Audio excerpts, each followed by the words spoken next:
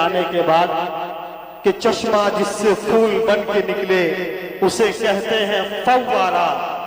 इल्म जहां नूर बन के चमके उसे कहते हैं फव्वारा, उसे कहते हैं फव्वारा।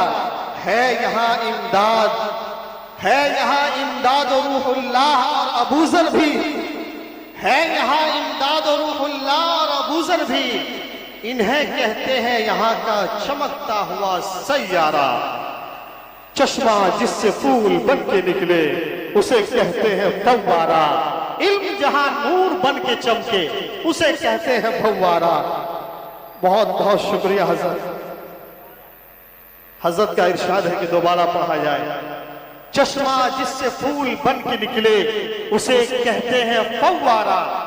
हो सकता है इसमें थोड़ी सी खता भी हो, लेकिन हजरत उलमा इकराम खासकर हजरत मुफ्ती रूहुल्लाह साहब दामत बरकातुहुम आलिया से गुजारिश करूंगा कि अगर खता हो तो आपकी जानिब से अता हो।